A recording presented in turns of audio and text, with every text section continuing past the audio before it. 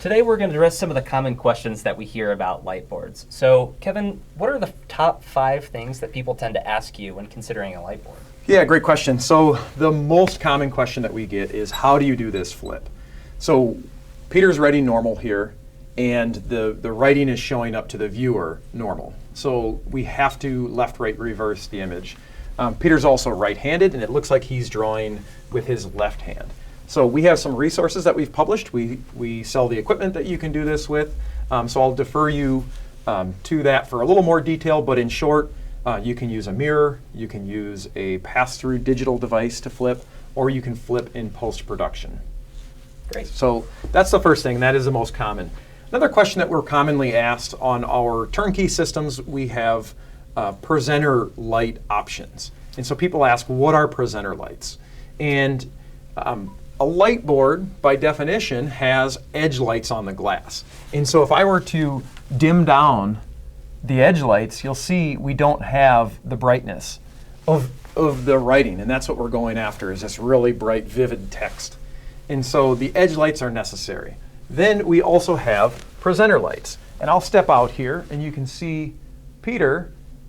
And just from the ambient light, we can see him a bit. But with the presenter lights, which are mounted to the frame of the lightboard, to the perimeter, we have nice lighting on us, and it really simplifies the setup of the studio. To have that here, we're not casting shadows on ourselves, trying to get around the lightboard itself, the frame of that, any of those things. So presenter lights are optional on our systems, but the edge lights are always built in. That's what makes it a lightboard. The next question that we get is cleaning.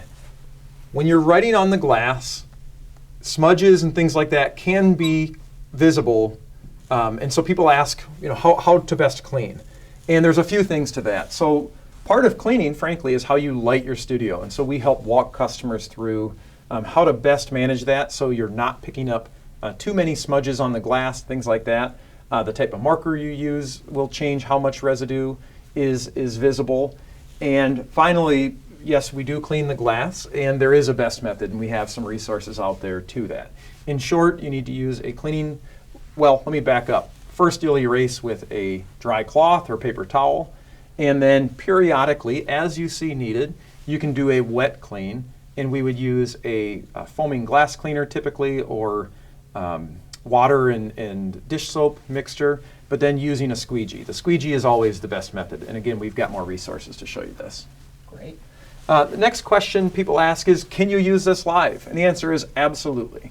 And there's a lot of ways you can use this live. We have a lot of commercial customers that are interacting with a distant audience. They're having maybe a live broadcast webinar, or maybe even just a video conference call, if you will. And absolutely, the Lightboard makes for a great medium to be conveying, top 5 points, or showing the person on the other end kind of how the conversation is evolving, what decisions are being made. So yes, absolutely, that can happen.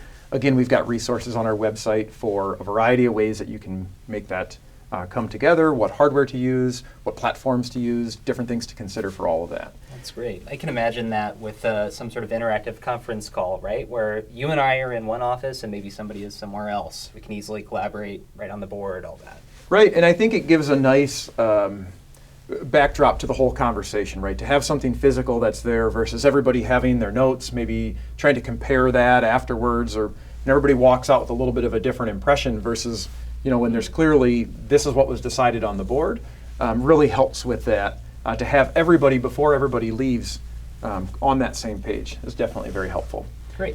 And if I had to say another common question that we get is, how do we overlay digital images? Mm-hmm. So that's a possibility and can really add to presentations. If there's an image that's just hard to handwrite, you can add in that image digitally. And again, there's a number of ways to do this. We have resources on our website that talk about that.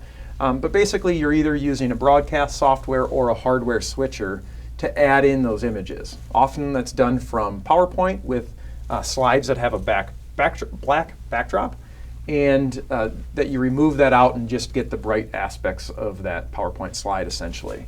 And then at that point, you're actually working with a confidence monitor to see that that image. The image will not be on the glass in front of you, but there's a confidence monitor mounted just below the camera, and so you can look at that confidence monitor and see where the image is.